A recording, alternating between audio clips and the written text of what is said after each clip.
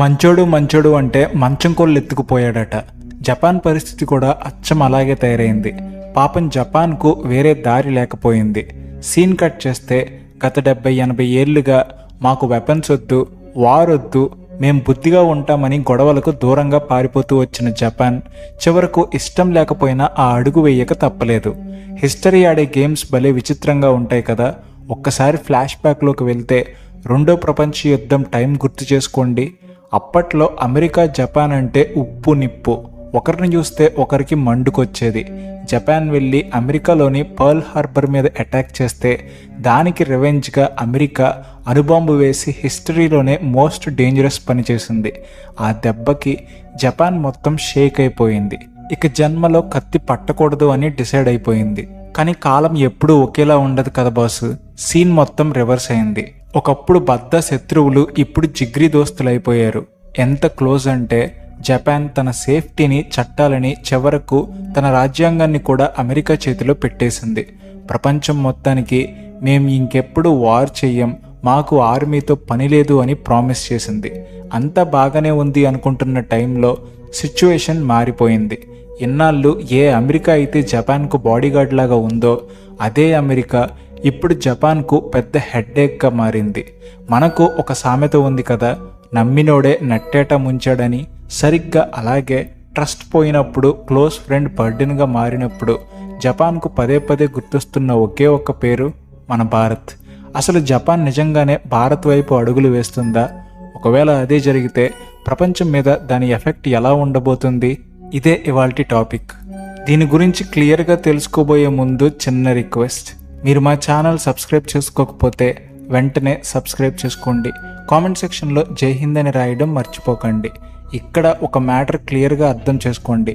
Japan సైలెంట్గా ఉంది కదా అని అదేదో వీక్ అనుకుంటే పప్పులో కాలేసినట్టే. పులి పడుకుంది కదా అని వేట మర్చిపోయినట్టు కాదు. జపాన్ తన పవర్ని ఇంకా బయట పెట్టలేదు అంతే. పైకి మిలిటరీ పవర్గా కనపడకపోవచ్చు, కానీ జపాన్ గనుక ఒక్కసారి ఫిక్స్ అయ్యి వెపన్స్ తయారు చేయడం మొదలు పెడితే వరల్డ్ పవర్ బ్యాలెన్స్ మొత్తం ఒక్కసారిగా కదిలిపోతుంది. ఎందుకంటే టెక్నాలజీ విషయంలో జపాన్ అమెరికా కంటే కూడా చాలా అడ్వాన్స్డ్గా ఉంది. వాళ్ళ ఇంజిన్ టెక్నాలజీ అయినా, హై క్వాలిటీ తయారీ అయినా జపాన్ తోపు.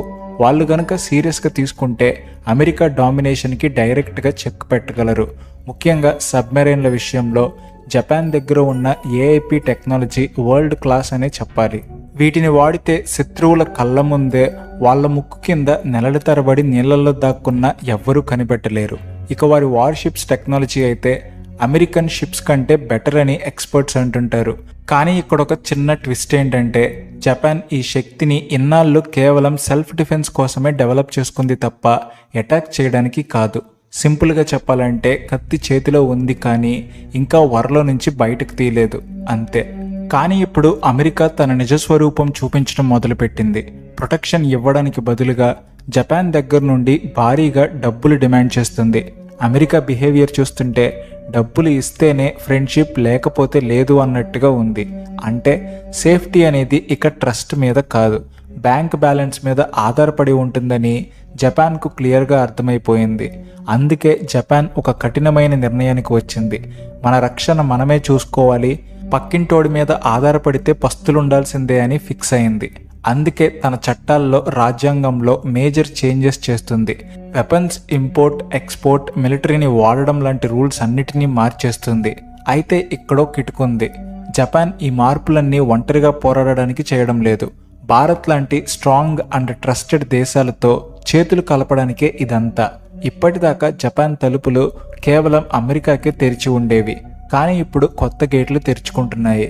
అందుకే చైనాకు చెక్ పెట్టడానికి Japan first time multi domain integration MDI అనే మాస్టర్ ప్లాన్ని పబ్లిక్గా అనౌన్స్ చేసింది. ఈ పేరు వినడానికి కొంచెం టెక్నికల్గా అనిపించవచ్చు, కానీ దీని కాన్సెప్ట్ చాలా సింపుల్. మన బాడీలో కళ్ళు, చేతులు, కాళ్ళు అన్నీ మెదడు చెప్పినట్టు ఎలా వింటాయో యుద్ధంలో కూడా భూమి, సముద్రం, ఆకాశం, స్పేస్ ఇలా అన్ని వైపుల నుండి ఫోర్సెస్ అన్నీ ఒకే నెట్వర్క్తో కనెక్ట్ అయి ఉంటాయి. ఈ ప్లాన్లో మన భారత్ కీ రోల్ ప్లే చేస్తుందని జపాన్ ఓపెన్గా చెప్పేసింది. దీనివల్ల ఫ్యూచర్లో మన భారతీయ డిఫెన్స్ కంపెనీలకు, రీసెర్చ్ సెంటర్లకు కోటాను కోట్ల విలువైన డీల్స్ వచ్చే అవకాశం ఉంది. ఇన్నాళ్ళు అమెరికా సేఫ్టీ పేరుతో జపాన్కు కాస్ట్లీ వెపన్స్ అమ్మేది. కానీ అమెరికా నమ్మకం మీద, ఆ ఖరీదైన బొమ్మల మీద ఆధారపడితే లాభం లేదని జపాన్ తెలుసుకుంది. పాతకాలం యుద్ధాలు వేరు బాసు. ఆర్మీ నేల మీద, నేవీ సముద్రంలో, ఎయిర్ ఫోర్స్ గాలిలో, ఎవరికి వాళ్ళు విడివిడిగా ఫైట్ చేసేవాళ్ళు. కానీ ఇప్పుడు ట్రెండ్ మారింది. ఇప్పుడు ఎండిఐ జమానా నడుస్తుంది. అంటే ల్యాండ్, వాటర్, ఎయిర్, స్పేస్, చివరకు సైబర్ వరల్డ్ కూడా ఒకే సిస్టమ్కి లింక్ అయి ఉంటాయి. ఒక వీడియో గేమ్ ఆడినట్టు అన్నమాట. ఎవరు ఎక్కడ శత్రువుని చూసినా డేటా అందరికీ వెళ్ళిపోతుంది. ఉదాహరణకు స్పేస్లో ఉన్న శాటిలైట్ సముద్రంలో ఉన్న ఎనిమీ షిప్ని చూస్తే ఆ ఇన్ఫర్మేషన్ వెంటనే మన షిప్కి వెళ్తుంది. రేడార్ సిగ్నల్ ఇవ్వగానే మిసైల్ దూసుకెళ్తుంది. నేను ఫోన్ చేసి చెప్తా, అప్పుడు నువ్వు కాల్చు అనే లేట్ ఉండదు. కన్ఫ్యూజన్ అస్సలు ఉండదు. జపాన్ ఇప్పుడు దీని గురించే ఆలోచిస్తుంది. కానీ గ్రేట్ విషయం ఏంటంటే జపాన్ ఇప్పుడు ప్లాన్ చేస్తున్న దానికోసం మన భారత్ ఎప్పుడో రెడీ అయిపోయింది. దీనికి బెస్ట్ ఎగ్జాంపుల్ మన ప్రాజెక్ట్ 18 డిస్ట్రాయర్. ఈ ప్రాజెక్ట్ 18 అనేది మామూలు నౌక కాదు. దీనికి కళ్ళతో పాటు సొంతంగా ఆలోచించే మెదడు కూడా ఉంటుంది. ఇది శాటిలైట్స్ నుంచి డైరెక్ట్గా డేటా తీసుకుంటుంది. గాలిలో ఉన్న నిఘా విమానాలతో టచ్లో ఉంటుంది. సముద్రం లోపల ఉన్న సబ్మెరైన్ల నుంచి సిగ్నల్స్ అందుకుంటుంది. ఇదంతా ఒక పవర్ఫుల్ సైబర్ నెట్వర్క్ ద్వారా జరుగుతుంది. అందుకే దీన్ని కేవలం మిసైల్స్ వదిలే ప్లాట్ఫామ్లా కాకుండా యుద్ధం మొత్తాన్ని కంట్రోల్ చేసే ఒక సూపర్ బ్రెయిన్ లాగా చూస్తున్నారు. ఇందులో 144 missiles, long range radars, full MDI systems ఉంటాయి. అంటే సముద్రంలో మిగతా నౌకలు, ఆకాశంలో డ్రోన్లు, ఎక్కడెక్కడున్నాయో, శత్రువు ఎటు నుంచి వస్తున్నాడో దీనికి ఇట్లే తెలిసిపోతుంది. పైనుంచి శాటిలైట్ ఫోటోలు పంపిస్తుంటే కింద ప్రాజెక్ట్ 18 దానికి తగ్గట్టు ప్లాన్ వేస్తుంది. అంటే ఈ షిప్ తన కళ్ళతోనే కాదు, ఆకాశంలో ఉన్న శాటిలైట్ కళ్ళతో కూడా చూస్తుందన్నమాట. కానీ ఇదంతా జరగాలంటే సైబర్ నెట్వర్క్ స్ట్రాంగ్గా ఉండాలి, డేటా స్పీడ్గా వెళ్ళాలి, హ్యాకింగ్ జరగకూడదు. ఇవి లేకపోతే ప్రాజెక్ట్ 18 కూడా కేవలం ఒక పెద్ద ఇనప పెట్టె లాంటిదే. తీరంలో ఉండే రేడార్లు, హెడ్ క్వార్టర్స్, ల్యాండ్ మీద ఉండే మిసైల్స్ అన్నీ దీనికి కనెక్ట్ అయి ఉంటాయి. కమాండ్ ల్యాండ్ మీద నుంచి వస్తే అటాక్ సముద్రం నుంచి జరుగుతుంది. ఇదే మోడర్న్ వార్ఫేర్ అంటే. ప్రాజెక్ట్ 18 ఎప్పుడు కొట్టాలి, ఎక్కడ కొట్టాలి అనేది అదే డిసైడ్ చేస్తుంది. అందుకే దీన్ని భారత్ నేవీకి దొరికిన వజ్రాయుధం అంటున్నారు. 2030 నాటికి ఇది పూర్తిగా మన నేవీ చేతికి వస్తుంది. అంటే ఫ్యూచర్ వార్ఫేర్ కోసం భారత్ ఇప్పుడే గ్రౌండ్ వర్క్ స్టార్ట్ చేసింది. మరోపక్క చైనా దగ్గర ఉన్న భారీ సైన్యాన్ని తట్టుకోవడానికి జపాన్ కూడా ప్రాజెక్ట్ షీల్డ్ అనే ఒక క్రేజీ ప్లాన్ వేసింది. ఈ ప్రాజెక్ట్ షీల్డ్ 2027 కల్లా రెడీ అవుతుంది. దీనికోసం సుమారు $2 బిలియన్ ఖర్చు పెడుతున్నారు. యుక్రెయిన్ వార్ చూసి జపాన్కి ఈ ఐడియా వచ్చింది. అక్కడ రష్యా ఖరీదైన ట్యాంకులను యుక్రెయిన్ వాళ్ళు చిన్న చిన్న డ్రోన్లతో ఎలా పేల్చేశారో చూశారు కదా. చీమలు కలిసి పాముని చంపినట్టు అన్నమాట. జపాన్ కూడా చైనా మీద అదే టెక్నిక్ వాడబోతుంది. చైనా దగ్గర సైన్యం, మనుషులు ఎక్కువ ఉండొచ్చు, కానీ జపాన్ దగ్గర డబ్బు, టెక్నాలజీ ఉంది. అందుకే మనుషుల ప్రాణాలు రిస్క్లో పెట్టకుండా డ్రోన్లను యుద్ధానికి పంపిస్తారు. గాలిలో, నీటిలో, నీటి అడుగున ఎక్కడ చూసినా వేల సంఖ్యలో డ్రోన్లని మోహరిస్తారు. దీనివల్ల చైనా వాళ్ళ కాస్ట్లీ మిసైల్స్ అన్నీ ఈ చిన్న డ్రోన్లను కొట్టడానికే అయిపోతాయి. దీన్నే అట్రిషన్ స్ట్రాటజీ అంటారు. దీనికోసం టర్కీకి చెందిన బేరక్త TB2 ఇజ్రాయెల్ హెరాన్ డ్రోన్ల మీద జపాన్ కన్నేసింది. జపాన్ రక్షణ మంత్రి నకతాని స్వయంగా టర్కీ వెళ్ళి మరీ దీని గురించి మాట్లాడారు. శాంతిని కాపాడాలంటే యుద్ధానికి లేటెస్ట్ పద్ధతులు వాడక తప్పదని జపాన్ డిసైడ్ అయిపోయింది.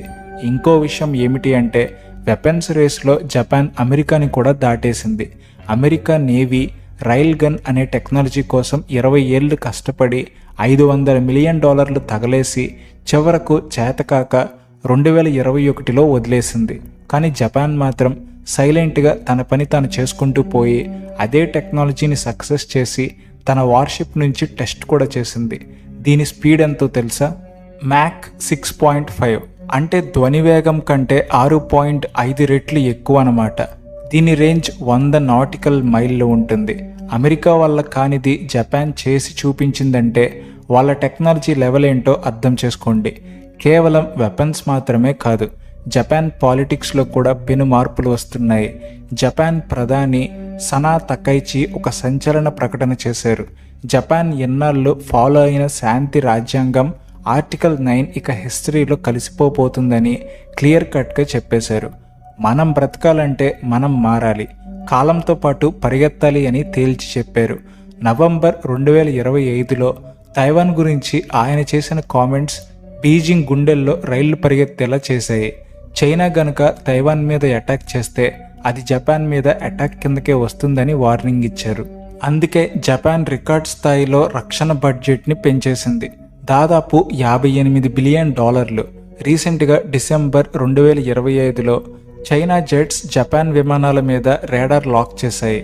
మిలిటరీ భాషలో రేడార్ లాక్ అంటే ట్రిగ్గర్ నొక్కడానికి రెడీగా ఉన్నాం, ఏమాత్రం తేడా వచ్చినా పేల్చేస్తామని అర్థం. ఇది చాలా సీరియస్ వార్నింగ్. సో ఇక్కడ పెద్ద ప్రశ్న ఏంటంటే, అమెరికా మీద ఆధారపడడం మానేసి జపాన్ బయటకి రావాలా? ఇన్నాళ్ళు అమెరికా గొడుగు నీడలో బతికిన జపాన్ ఇప్పుడు ఎండలోకి వచ్చి సొంతంగా నిలబడగలదా? ఒకవేళ సిచ్యువేషన్ చెయ్యి దాటిపోతే జపాన్ తిరగబడి కొట్టగలదా? ఈ మొత్తం సీన్లో భారత్ రోల్ ఎంత కీలకం కాబోతుంది?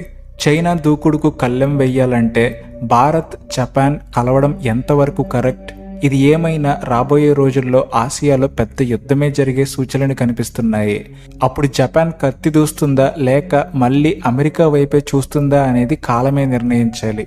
దీని మీద మీ అభిప్రాయం ఏంటో కామెంట్ సెక్షన్లో తెలియచేయండి. అలాగే వీడియో నచ్చితే please like and share and also thanks for watching.